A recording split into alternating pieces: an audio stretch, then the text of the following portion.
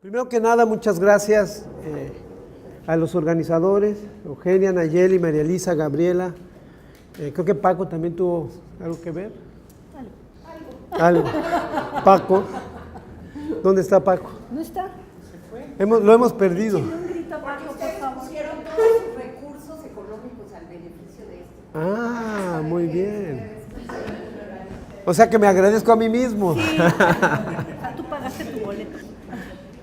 Bueno, por organizar esta magnífica ocasión, creo que nos estamos dando cuenta en la práctica de lo rico que es disponer, como dice Eduardo, de más de 10 minutos y sobre todo de tanto tiempo para soltar lazos y anzuelos o punzones que buscan sangre para empezar a adelantar las conversaciones que creo que son urgentes, sobre todo con esto. Ahorita le comentaba a Olivia el estrés que me produce los cambios disciplinares que implican cambios de recursos analíticos, de teorías, marcos descriptivos, de genealogías teóricas, y que finalmente temas tan urgentes y tan atrayentes como raza, ¿cómo se llama? Convocan, ¿sí? Sin embargo, pues estamos en esta, ¿cómo se llama? Torre de Babel de las disciplinas, intentando a ver si podemos generar algún tipo de esperanto que no sea desesperanzado. Y bueno, habiendo dicho eso,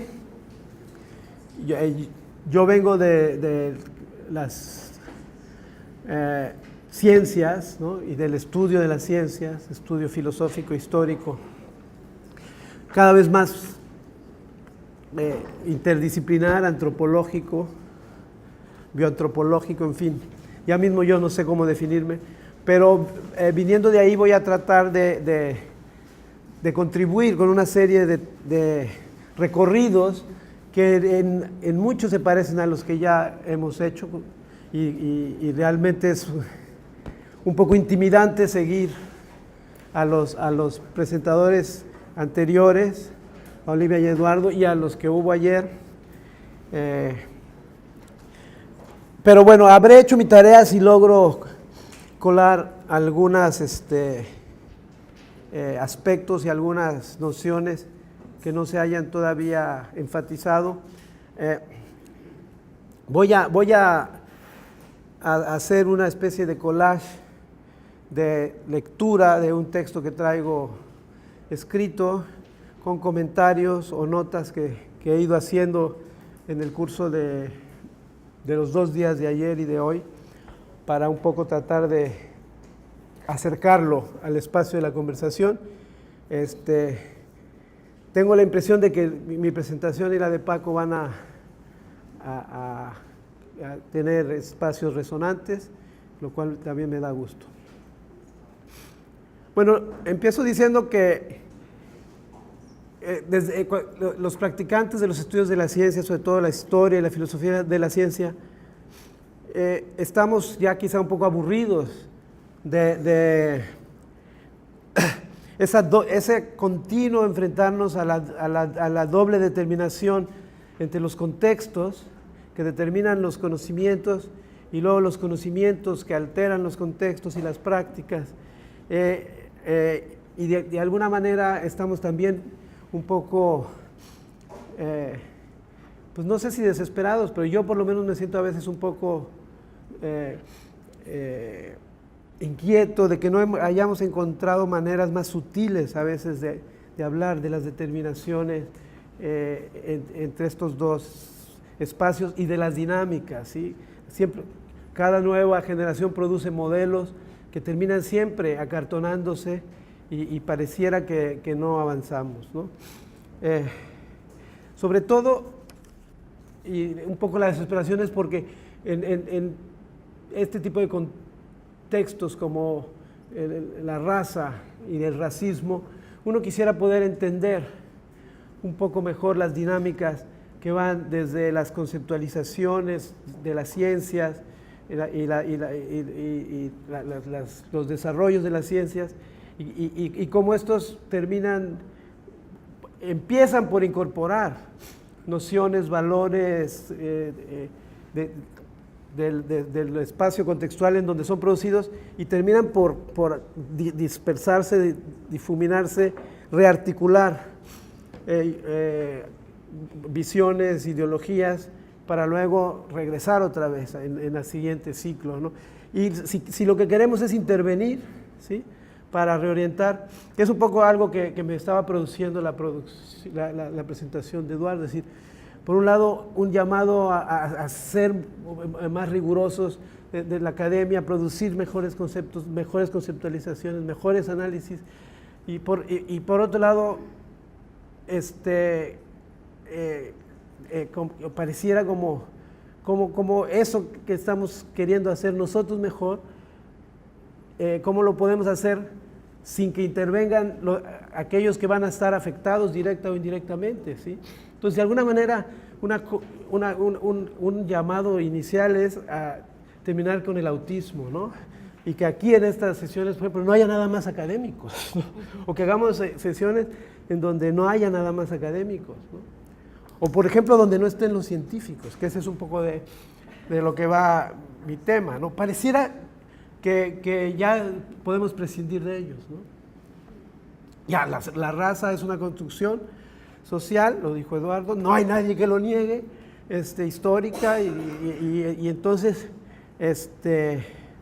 pues no hay nadie razonable que vaya a ponerse a decir que es natural y que determina, y que, pues no es cierto. En nuestro entorno hay mucha gente razonable, ¿no?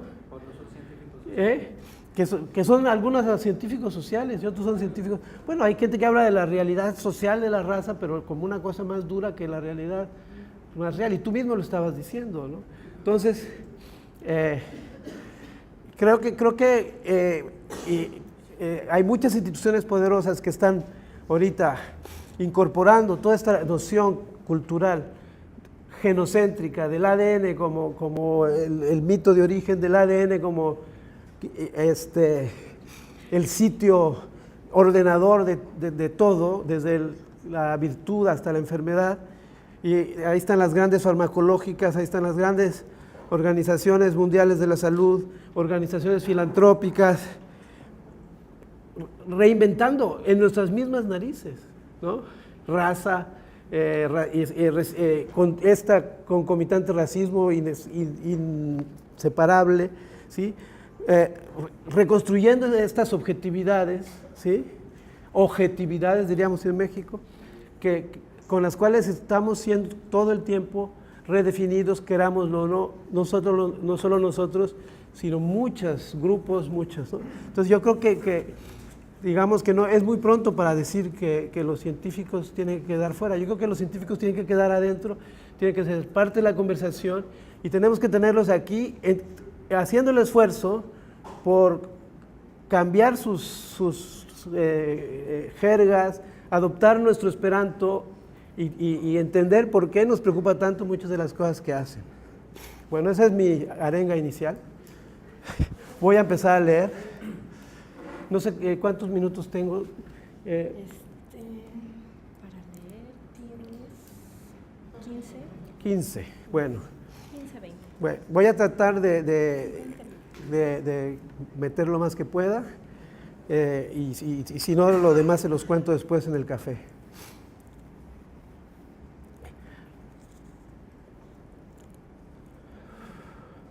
Dos conceptos científicos que podemos llamar también biopolíticos y que están íntimamente trenzados han ocupado mi atención durante las últimas décadas. El concepto de herencia biológica y el concepto de raza. Y aquí hago una parte, yo creo que el concepto de herencia es, digamos, crucial, y el concepto de gene y de genotipo y el concepto de epigenética y todos los conceptos que han venido detrás vienen en la misma ola, ¿no? Entonces, creo que no podemos dejar de ver ese concepto y quién lo controla, ¿sí? El rastreo histórico y filosófico del desarrollo de estos conceptos dentro y fuera de las ciencias bioantropológicas me ha obligado a reflexionar sobre los modos adecuados de acechar, ceñir, perseguir los espacios en los que se despliegan y multiplican. Tanto herencia biológica como raza son criaturas de la modernidad, ya se dijo aquí de distintas maneras, de la modernidad, y yo agregaría biológica, aunque sea un anacronismo, del espacio epistémico, conceptual, pragmático, ideológico, en el que se historizó, ¿sí? Se historizó simultáneamente a la Tierra, a nuestro planeta, a las especies vivas que lo habitan y al ser humano. Se convirtió al ser humano en la especie humana, con componentes de un desarrollo espaciotemporal articulado común, ¿sí? Hubo un proceso de la modernidad de hacer una narrativa en donde todos esos elementos cupieran, ¿sí? La instauración del hombre como conjunto de positividades determinables por las ciencias. Esa instauración que tanto intrigó a Michel Foucault, ¿sí? Desde que Linneo y Buffon plantearon inequívocamente a los naturalistas la cuestión de la estructura o espacio de vínculos que permitiría situar al hombre, se decía hombre, ¿no? Podríamos decir que a la humanidad, pero al hombre, al menos su ser natural, material, en el mismo territorio explicativo, descriptivo que las demás criaturas histórico-naturales, se agudizó crucialmente la pregunta por la materialidad de las relaciones de reproducción, lo que en el siglo XVIII todavía se llamaba la generación. La agencia de los elementos corporales de los progenitores, de los ancestros en general, en la producción específica de los rasgos de los nuevos seres que venían al mundo, ¿sí? La conversión del territorio suave y moldeable, de las similitudes y parecidos de familia, físicos y morales, digamos, esta distinción entre físico y moral, entre cuerpo y espíritu, justamente era mucho más transitable antes de los endurecimientos que voy a describir, ¿sí? La conversión de este territorio, que hasta entonces eran materia de anécdota o de historias locales, étnicas, en conjuntos de evidencias positivas, de vínculos causales hereditarios que construyen, refuerzan, articulan los cuerpos genealógicos de la familia, la tribu, el clan, la etnia, la nación, la especie, ¿sí? Digamos, y esta justamente reforzamiento de las genealogías como sitio para encontrar la similitud y la diferencia, ¿sí? Que permitió el concepto de herencia, creo que es fundamental y que sigue con nosotros, ¿sí? La noción de raza aparece en este contexto, en este proceso de naturalización de historia del hombre, como una anomalía. Aquí esta idea se la estoy robando a Sarah Egan-Figal, con un libro maravilloso que se llama Herencia, Raza y el nacimiento de la modernidad. Raza aparece como una anomalía reveladora de un peculiar endurecimiento, de una especie de sesgo o rigidización de lo hereditario genealógico. El territorio explorado, entre otros, por Foucault, de la consolidación del espacio biopolítico moderno en el tránsito del siglo XVIII al siglo XIX, recibe una de sus principales configuraciones en el traslado de la medicina y la genealogía de la historia civil a la historia civil y a la historia natural de los grupos humanos, de las determinaciones hereditarias. Aquí estoy siguiendo a una autora que se llama Zrinka Stalujak, un artículo excelente que se llama La historia como una categoría médica, donde argumenta cómo en el siglo XIX la causalidad natural a través de la causalidad hereditaria es incorporada por los historiadores en Francia, en Alemania y en otros sitios para, de alguna manera, construir un nuevo tipo de mecanismo explicativo, ¿sí? naturalizante. El protagonismo moderno de herencia,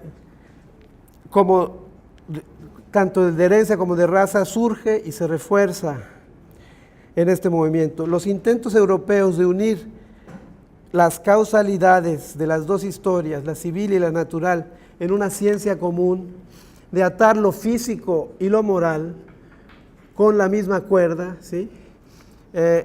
Se consolidan, como sabemos, en el siglo XIX.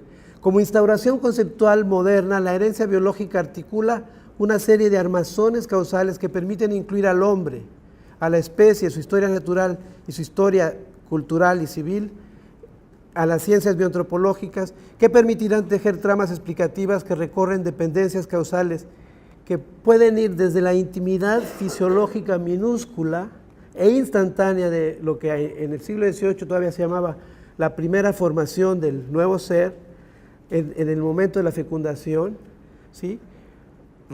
Hasta el destino político de grandes cuerpos nacionales, raciales, desplegados en el tiempo. Y entonces esa atención a lo que ocurre cuando se origina el primer ser, qué influencias caben ahí, el estado mental de la madre, lo que estaba pensando, si el padre el día anterior hizo un coraje, cómo estaban alineadas las estrellas, convertido de alguna manera en un sitio para entender el destino de la familia, de la tribu, de la nación, construye lo que yo llamo una plataforma inferencial, un espacio de estructura de pensamiento que una y otra vez se reorganiza y se remodela, y donde justamente se puede entender por qué este tipo de nociones empiezan a adquirir esa potencia, ¿sí? Permite la materialización del cuerpo social y sus leyes en un espacio histórico mediante un flujo causal material responsable de la estabilidad y la inercia, de la preservación del acto hecho diferente e innovador. Es decir, trayectorias tanto de progreso como de degeneración, de diferencia o de similitud, empiezan a verse como parte de este sistema inferencial, ¿sí? Progresivo, degenerativo, y su inserción en el flujo del trayecto histórico. La materialización de lo genealógico y la genealogización del destino grupal con base en un patrimonio hereditario físico único, la reificación de la metáfora de la sangre, que a su vez había surgido de ideas materiales que fueron de alguna manera espiritualizadas y luego aquí se vuelven a materializar en estos ciclos históricos que varios historiadores han visitado. Varias de las cosas de las que estaba hablando Olivia, sobre, digamos, si el espíritu es influido por las creencias y eso se materializa o no, se convierte en diferencia corporal. Hay nociones ahí muy interesantes. Yo creo que lo que tú decías de que todos somos hijos de Dios no funciona de todo porque hay pecados que afectan a la materia y son transmitidos. Uno de ellos es el pecado original, ¿sí? Pero digamos, esa idea de la condena bíblica y de que hay familias que en su semen, en sus semillas están tachadas, es una idea que heredamos de la antigüedad y en la modernidad se traslada, ¿no? Entonces no es cierto eso de que podemos separar cultura y cuerpo, o religión y cuerpo, ¿no? Como instauración conceptual, la raza en su trama fisiológico-anatómico genealógica es a la vez un polo o semilla cristalizadora, endurecedora de lo hereditario, de la herencia, y un molde regulador de sus trayectorias biopolíticas. La consolidación de las fronteras raciales continentales en la llamada partición de Blumenbach. Hay autores que usan esa frase para referirse a la idea de que hay 5 razas básicas vinculadas a los 5 continentes, ya que la partición de Blumenbach es la contingencia más trascendente. ya que se insertó en la naturalización de la historia global de la humanidad, y insertó en esa naturalización unos diques rígidos que fracturaron desde su base la unidad cosmopolita de la especie y bloquearon el avance de la visión más realista, fluida, diversificante por tiempos y convergente por tiempos, delicuescente, gradual y desplegada en gradientes que permitía ver la arborificación de la diversidad y la expansión por el globo de la especie como contingente, reversible y relativamente superficial. En el siglo XVIII se dieron grandes debates en torno a la unidad o diferencia radical de las razas y en torno a su rigidez o fluidez. La diferencia radical y la rigidez terminaron ganando y el darwinismo solo vino a reforzar esos bandos. Es decir, no era necesario que se instaurara esa partición blumenbachiana, pero una vez instaurada, lo único que hemos hecho desde entonces es reforzarla, ¿sí? Por lo menos desde las ciencias, hasta muy recientemente.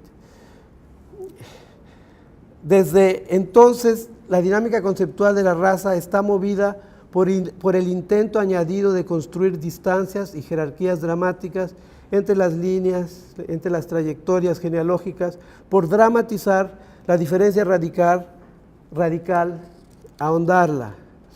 La pulsión poligenista es el extremo de eso. Una pregunta es, ¿cuál es el motor? Y aquí se han hablado de la colonialidad, la dominación, hay muchos motores, pero o sea, los naturalistas obviamente están siendo movidos por un movimiento colectivo que yo creo que no acabamos de entender, ¿no? Y ahí tenemos a veces recetas simples, pero no suficientes. Por hacer esto, y es un punto crucial, a ver, espérate, ya me brinqué algo aquí.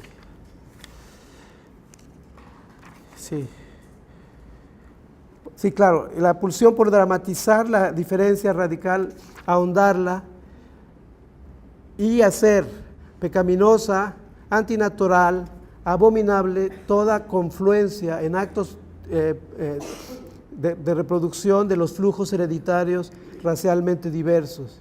El mestizaje, como la traición al legado genealógico hereditario físico del grupo, ¿sí? Que aquí es justamente el tema, ¿no? Que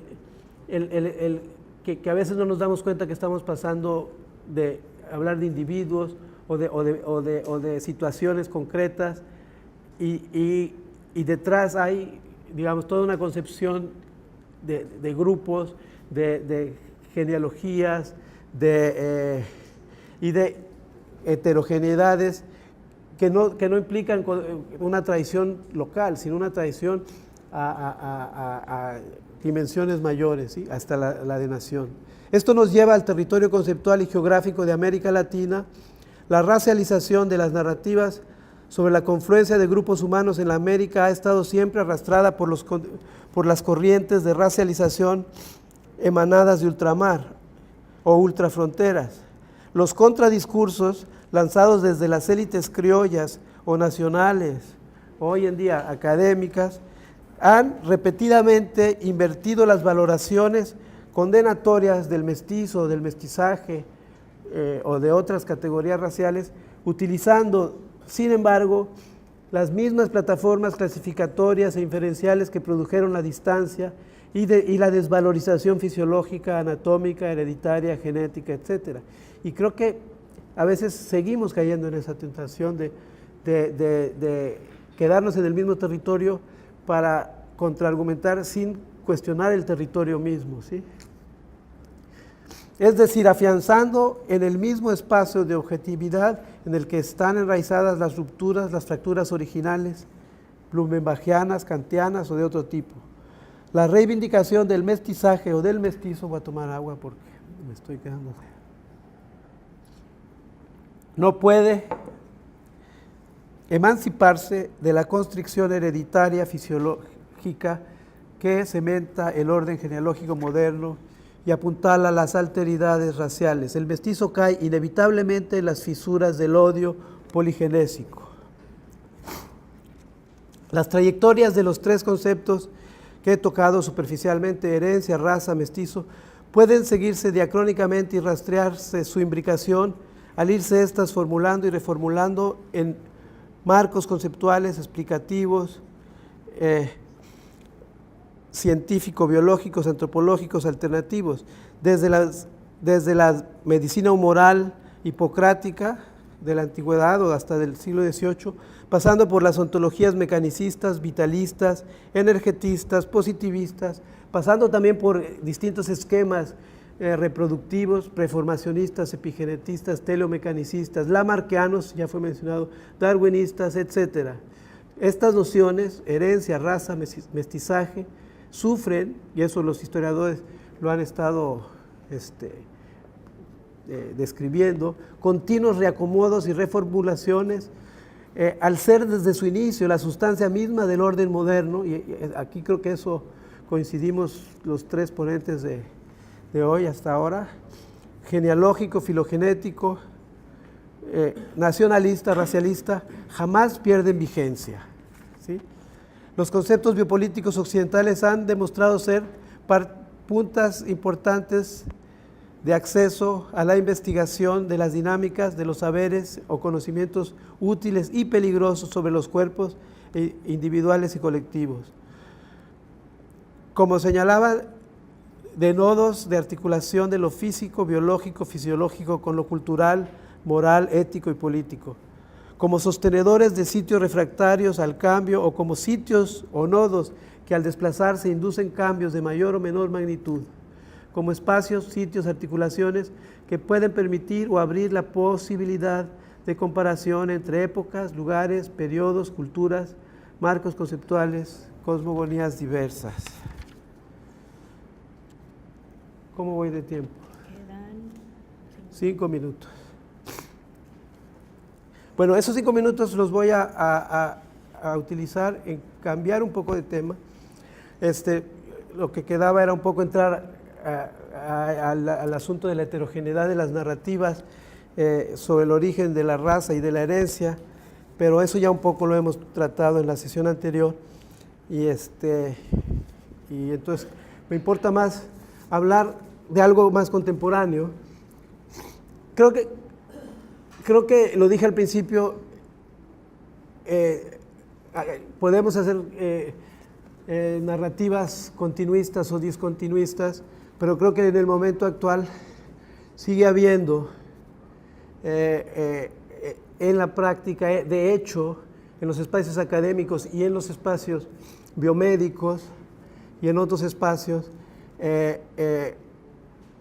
grupos de pensadores y grupos de científicos que son herederos directos de estas conceptualizaciones y reconceptualizaciones que materializan en la herencia todas las diferencias y todas las similitudes y que articulan o que permiten articular en genealogías, ya sea familiares, ya sea étnicas, ya sea nacionales,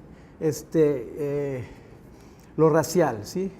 Dos grupos de investigadores con los que yo he interactuado se preguntan en 2016 todavía seriamente por la realidad de la referencia del concepto de raza. Los biólogos, antropólogos, algunos antropólogos físicos y los filósofos. Hay filósofos analíticos que se dedican a observar la ciencia, sobre todo en la tradición anglosajona, que discuten. Para ellos, por ejemplo, el argumento de que no siempre hubo raza, de que es una producción contingente histórica, no es sinónimo de que el concepto de raza no refiera, no capture algo real en el mundo, ¿sí? Y quieren realmente discutir si sí o si no. Es posible que la ciencia biológica o social, según ellos, pueda dar con un referente objetivo, pueda dar con la verdad, pues, ¿no? Algunos de nosotros eso nos produce pasmo, pero son gente que lo hace seriamente y con buenas razones, creo yo. La clasificación de la diversidad biológica de los grupos humanos. es decir, cómo ordenar la diversidad biológica de los grupos humanos. Es un tema, ¿sí?, que a muchos interesa, y si ese ordenamiento puede o no coincidir con ordenamientos raciales, ¿sí?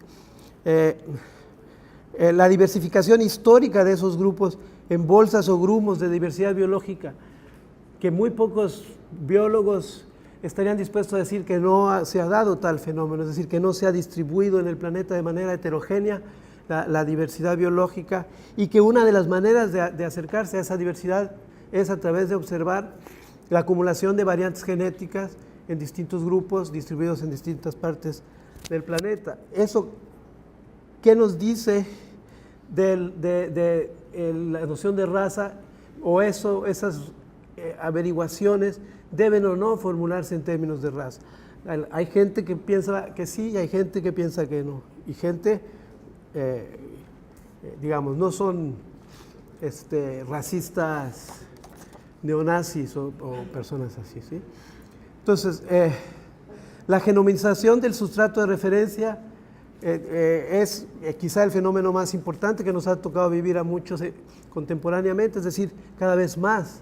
Estos debates se dan en términos de la capacidad de secuenciación genómica que tenemos y la capacidad de generar particiones analíticas en la información de los distintos grupos poblacionales a los que se ha tenido acceso y se han procesado en la gran maquinaria que está en sitio para hacer estas genomizaciones, se dice, secuenciaciones. La pregunta más importante que se hacen los biólogos, los genetistas de poblaciones humanas, es si hay buenas razones para conservar la clasificación en razas de la especie humana. Nadie niega la diversificación, se debate la adecuación de los métodos clasificatorios, los consensos apuntan a una obsolescencia de la noción blumenbachiana, de la partición blumenbachiana en razas continentales. Pero, por ejemplo, hay gente que usando argumentos analíticos, con base en el procesamiento de las variantes genéticas distribuidas en distintos continentes, argumentan que una de las particiones más robusta para ordenar la diversidad genética coincide con los continentes, ¿sí? África, América, Europa, Asia, y que eso no lo ha decidido nadie, lo decide una computadora que tiene un programa específicamente adecuado para ordenar las variantes y cómo están acumuladas, ¿sí?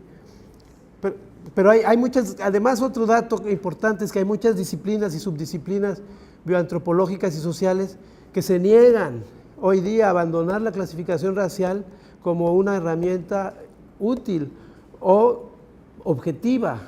Un ejemplo es la antropología forense, la psicología social en algunos lados, la epidemiología en algunos lados. Y uno debate con los científicos, dicen, me podrás decir misa, pero las razas en mi laboratorio existen, ¿sí? Y entra un señor aquí y al entrar a lo mejor no sabemos de qué raza es, pero al salir te aseguro que sí sé. Y me llegan unos huesitos y sé de qué raza son, ¿no? Los debates, eso pasa en la biología. ¿Cuánto tengo todavía? ¿Un minuto? Un minuto. Perfecto.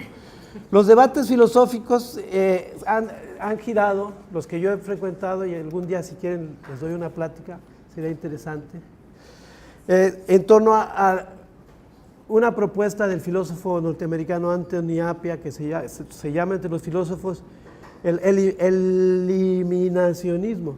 Esa es la idea de usar todos estos argumentos biológicos analizados desde la filosofía como una subdeterminación de la clasificación racial por la evidencia empírica. Si quieren luego les traduzco esa jerga. Usar eso como argumento para crear un horizonte en el futuro de eliminación de la raza porque le va a pasar lo mismo que le pasó al flojisto, ¿no? Es decir, va a perder o ha perdido su referencia objetiva. Si en el pasado la tuvo, ya en el presente no la tiene. Entonces no hay ninguna razón para conservarla. Eso ha provocado entre los filósofos una serie de debates que tienen que ver con si Appiah está usando la semántica adecuada, si la semántica científica es la adecuada para capturar lo que la gente quiere decir cuando habla de raza, o si tenemos que ir al uso colectivo de la noción de raza en los distintos contextos y ver qué objetivamente se está capturando.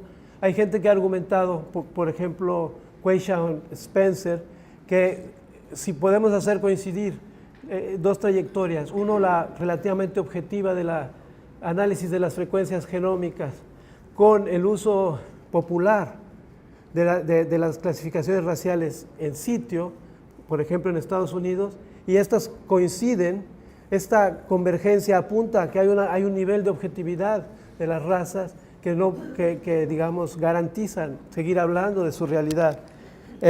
Hay una serie de científicos que han usado la filosofía de la biología, filósofos, perdón, que han usado la filosofía de la biología para redefinir lo que sería hoy raza, usando conceptos biológicos como biotipo, más bien ecotipo, o como población, ¿cómo se llama? Biológica, no sé, ahorita se me van las palabras, Paco me puede ayudar, o como, No sé si te refieres, por ejemplo, a la noción la de Kitchen. ¿Qué? La noción de los genetistas. Lo tenía apuntado por aquí, a ver. Poblaciones reproductivas aisladas, sí. Eso. O la noción cladista de Robin Andreasen, ¿no? Bueno, todas estas hacen el mismo ejercicio de tratar de decir, bueno, en realidad lo que nos referimos cuando nos referimos a raza es esto que los biólogos llaman así. Bueno, eso hay gente que lo discute seriamente. Paco y yo lo hemos discutido en alguna ocasión y realmente no le damos demasiado peso, pero es bueno saberlo porque está ahí en la literatura, ¿sí? Otra serie de filósofos, y con eso termino, lo que han hecho es un poco lo mismo que se ha hecho entre los antropólogos y entre los sociólogos, es decir, la versión naturalista no tiene nada que decir, pero hay una versión, o sea, hay un realismo social constructivista de la raza y esa es la realidad importante y los filósofos tenemos la obligación de dar cuenta de cómo es que el concepto de raza adquiere su verdadera fuerza, su verdadero apoyo, su verdadero significado en la acción política, ¿sí? Como siempre, los filósofos se dividen en campos y se pelean, y un día les doy una plática sobre eso al detalle, pero ahí termino. Gracias.